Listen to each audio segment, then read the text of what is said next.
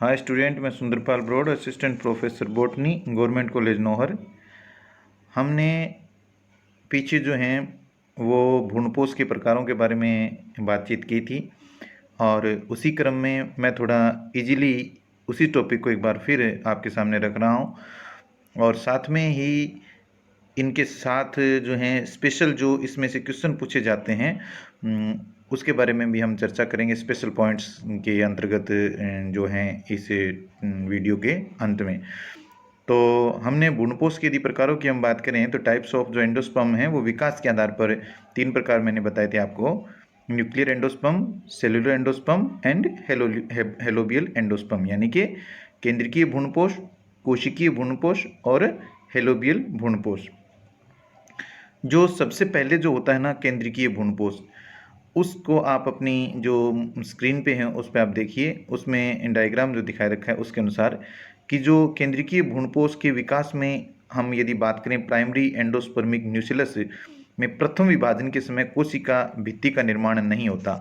प्रथम विभाजन होता है और उसके बाद क्या होता है, जो कोशिका भित्ति है उसका निर्माण नहीं होता है। इस प्रकार जो भ्रूणपोष है वो ये प्राइमेटिव प्रकार का भ्रूणपोष है और इसमें क्या होता है कि जो प्रथम विभाजन होता है उसके बाद फ्री न्यूक्लियर डिविजन्स होते हैं, यानी कि मुक्त केंद्रीय विभाजन होते हैं और इसके परिणाम स्वरूप भ्रूणकोश जो हैं कि केंद्रीय कोशिका के कोशिका द्रव्य में अनेक स्वतंत्र केंद्रक जो हैं वो आपको तैरते हुए दिखाई देते हैं। इस प्रकार का जो भ्रूणपोष है मैंने पहले भी आपको बताया कि प्राइमेटिव टाइप का होता है। ये पॉलीपेटली तथा अधिकांश जो एक बीजपत्री प्लांट्स हैं उसके अंदर पाया जाता है। नारियल का पानी, मैंने आपको ये एग्जाम्पल बताया था कि नारियल का जो पानी है वो न्यूक्लियर एंडोस्पर्म का एग्जाम्पल होता है तथा कैप्सुला में भी यदि हम देखते हैं तो न्यूक्लियर एंडोस्पर्म या जिसको हम केंद्रीय भ्रूणपोष कहते हैं वो पाया जाता है। यह सबसे सामान्य प्रकार का most common types of endosperm है और ये 161 जो फैमिलीज़ हैं उसके अंदर ये पाया जाता है। उसके बाद हम चर्चा करते हैं जो सेकंड है सेलुलर एंडोस्पर्म की। तो जो सेलुलर एंडोस्पर्म है वो जो आपकी स्क्रीन पे डायग्राम दिखाई दे रहा है उसके अनुसार आप समझने की कोशिश कीजिए कि इस प्रकार का जो भ्रूणपोष है ये इसके विकास में प्राथमिक भ्रूणपोषी केंद्रक जो होता है उसके अंदर प्रथम तथा इसके पश्चात होने वाले जो सभी विभाजन जो होते हैं ना वो साथ साथ कोशिका द्रव्य का भी विभाजन होता है।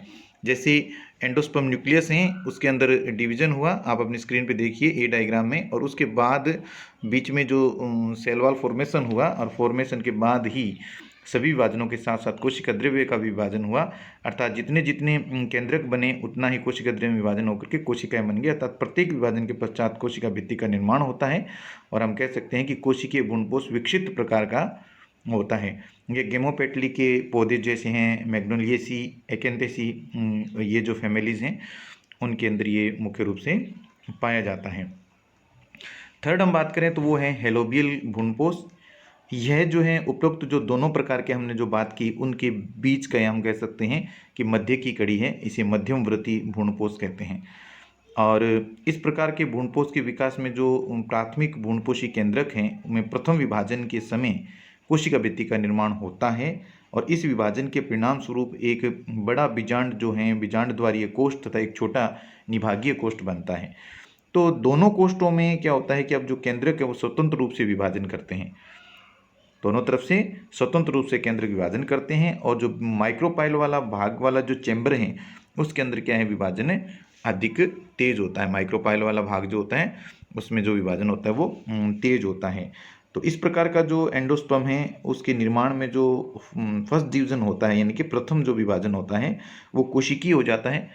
प्रथम जो विभाजन होता है वो तो कोशिकीय हो जाता है और उसके बाद जितने भी विभाजन होते हैं वो मुक्त केंद्रिकीय हो जाते हैं। इस प्रकार का भ्रूणपोष जो मोनोकोट्स हैं, मोनोकोट्स के जो हेलोबियल्स जो हैं ऑर्डर हैं उसके पौधों में पाया जाता है और इसके आधार पर ही इसका नाम जो है हेलोबियल भ्रूणपोष रखा गया है।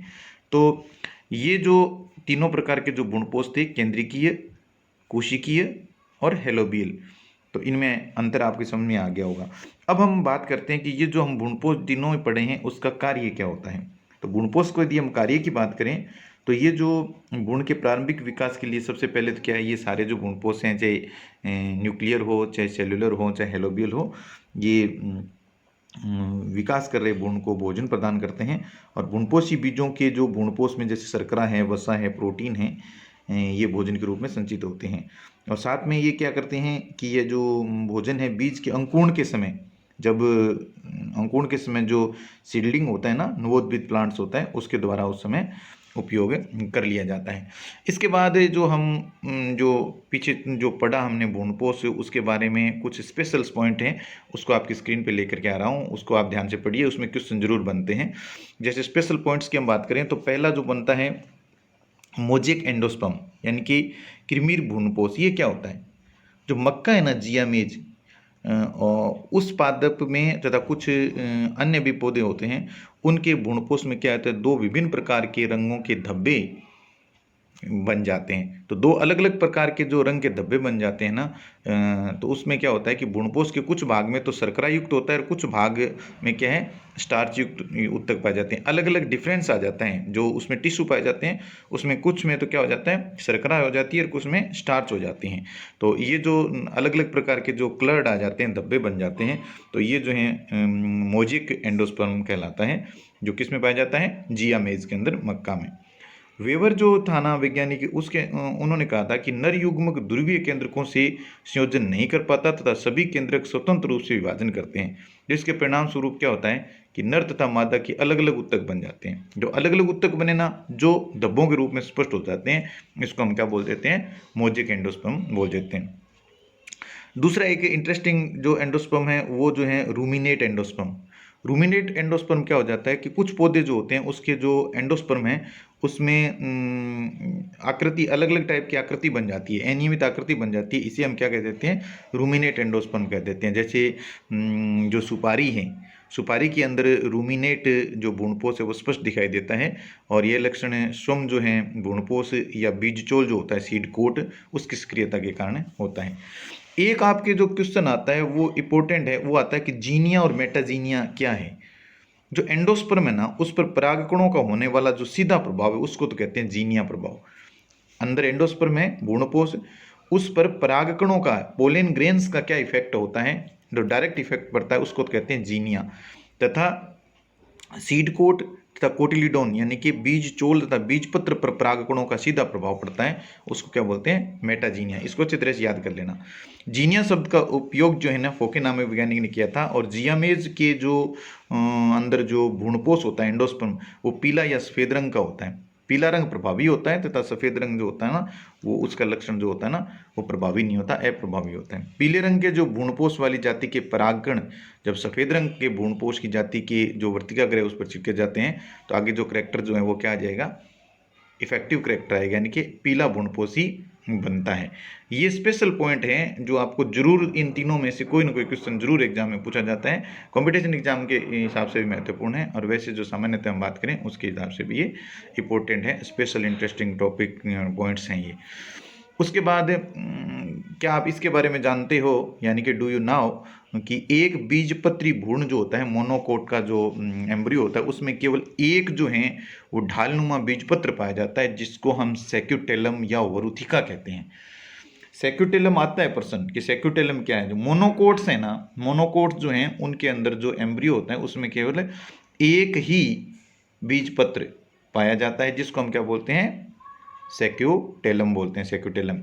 कैप्सेला जो है उसके एम्ब्रियो के मैच्योर होते समय सस्पेंसर, जो हमने पीछे के वीडियो में पढ़ा था, सस्पेंसर या ओस्टेरिया नष्ट ही हो जाते हैं। हमने पढ़ा था ना कि एक सस्पेंसर सेल होती है, वो सस्पेंसर का निर्माण करती है, निलंबक जो लंबा बनता है, मैंने बताया था आपको कि 1 से 10 कोशिकीय लंबा निलंबक बनता है, और उसके अंतिम कोशिका जो फूल जाती है उसको हमें चूसक सेल या हॉस्टोरियल सेल कहते हैं। तो कैप्सेला जो प्लांट है ना, उसके भ्रूण के परिपक्व होने के समय ये दोनों सस्पेंसर जो हॉस्टोरी हैं वो नष्ट हो जाते हैं। डबल फर्टिलाइजेशन में 5 केंद्रक भाग लेते हैं। एक वीडियो याद कीजिए आप, या याद नहीं आ रहा तो आप पीछे का वीडियो देखिए कि हमने जब निषेचन पढ़ा था उसमें क्या कहा था हमने कि डबल फर्टिलाइजेशन में कितने केंद्रक भाग लेते हैं, 5 केंद्रक भाग लेते हैं। और मैंने अलग अलग आपको काउंट भी करवाया था कि 5 केंद्रक कौन कौन से भाग लेते हैं। देखिए मैं एक बार फिर आपको रिपीट कर देता हूँ, 5 केंद्रक कौन कौन से थे।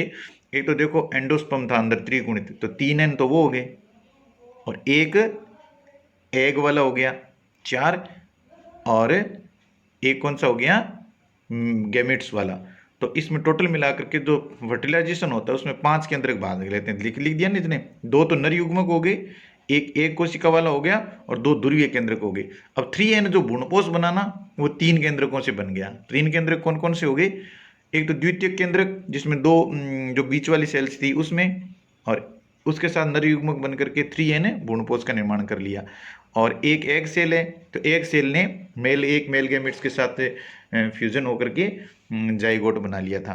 तो उस वीडियो को आप दोबारा देख लीजिए यदि आपके थोड़ा क्लियर नहीं हो रहा तो।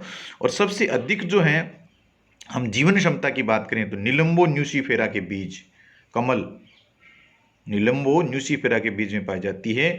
1703 में परिपक्व बीज का 1940 जो है ना उसमें नवोद्भिद तैयार कर दिया गया। यानी कि इसमें जीवन क्षमता बहुत है। जीवन क्षमता का मतलब ये होता है कि हम बीज बन गया, बीज के बाद कितने समय बाद भी वह बीज अंकुरित हो सकता है।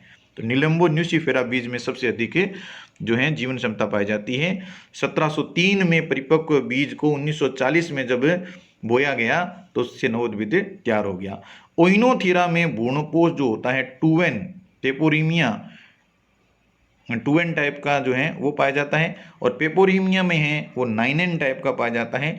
पीनिया जो है वह प्लेम्बेगो जो है उसमें 5n प्रकार का होता है। किसकी बात कर रहे हैं हमें? भ्रूणपोष की। भ्रूणपोष सामान्यतः जो एंजियोस्पर्म की हम बात करें तो उसमें भ्रूणपोष कैसा होता है? सामान्यतः 3n होता है। कैसा होता है? 3n। लेकिन ओइनोथेरा जो है उसमें कैसा होता है? 2n। पेपोरीमिया जो है उसमें होता है 9n। पीनिया जो और प्लेम्बेगो है उसमें 5n प्रकार का होता है। केजुराइना, रेनेनकुलेसी, रोजेसी, कंपोजिटिकुल के पौधों में एक बीजांड में अनेक भ्रूणकोष बनते हैं। हम किसकी बात कर रहे हैं? एम्ब्रियोसेक की। कई भ्रूणकोष बनते हैं, इसे हम बहुलित भ्रूणकोष या मल्टीपल एम्ब्रियोसेक्स कहते हैं। कौन कौन से में? केजुराइना प्लांट, रेनेनकुलेसी में, रोजेसी में, कंपोजिटी में। ये फैमिली ऐसी हैं जिनके प्लांट्स के अंदर क्या होता है, एक जो बीजांड होता है ओव्यूल है उसके अंदर कई एम्ब्रियोसेक बन जाते हैं। और जो मैच्योर बीज जो होता है ना उसका न्यूक्लियस नष्ट हो जाता है। जब बीज मैच्योर हो गया, अंदर क्या है ओव्यूल जितने हैं उतने बीज बनते हैं ना, तो ओव्यूल जो कंप्लीट है वो मैच्योर हो गया। मैच्योर हो जाता है तो उसके अंदर न्यूक्लियस नहीं रहता, बीजांड काय, न्यूक्लियस जिसको कहते हैं ना बीजांड काय, वो नहीं रहता। यदि यह एक परत के रूप में बचा रह जाए, यदि न्यूक्लियस एक परत के रूप में बचा रह जाता है उसको हम क्या कहते हैं? पेरिस्पर्म कहा जाता है, परिभ्रूणपोष कहा जाता है। तो ये जो दो मैंने आपको जो लास्ट में बताए थे ये क्या है, इंटरेस्टिंग टॉपिक हैं, इससे प्रश्न पूछे जाते हैं। और उससे पहले जो था 3 प्रकार के जो एंडोस्पर्म थे उसके बारे में हमने चर्चा की, जो कि थोड़ा सा इजीली मैंने आपको डायग्राम बना करके समझाया था। उससे पहले भी वीडियो जो था उसमें मैंने डाला था। आप सभी स्टूडेंट्स से मेरा आग्रह है कि आप ज़्यादा से ज़्यादा वीडियो देखिए, और भी आपके जो स्टूडेंट्स हैं, आपके साथ वाले जो हैं मित्र वगैरह हैं, उनको वीडियो शेयर कीजिए, क्योंकि कॉलेज अभी लगा नहीं है। आपके पास यही चीज़ें हैं जो आप पढ़ करके आगे प्रैक्टिकल्स वगैरह हैं उसमें आप समझा सकते हो। और दूसरी बात ये है कि अभी जो है आने वाले समय में जैसे अक्टूबर का जो लास्ट वीक है या नवंबर का है उसमें प्रैक्टिकल से रिलेटेड भी चीज़ें डाली जाएंगी, तो उससे भी आप फाइल्स वगैरह जो हैं वो बना सकते हो। तो आप जुड़े रहिए कॉलेज का जो ग्रुप है उससे, और लेफ्ट मत होइए। आप लेफ्ट हो रहे हो ना ग्रुप से, ये आपके लिए नुकसानदायक साबित होगा आगे आने वाले समय में। इसलिए आप ग्रुप के वीडियो जो हैं वो देखते जाइए, और जो इम्पोर्टेंट सूचना हैं उनको आप संग्रहित करते जाइए, और वीडियो ज़्यादा से ज़्यादा शेयर कीजिए। Thank you student.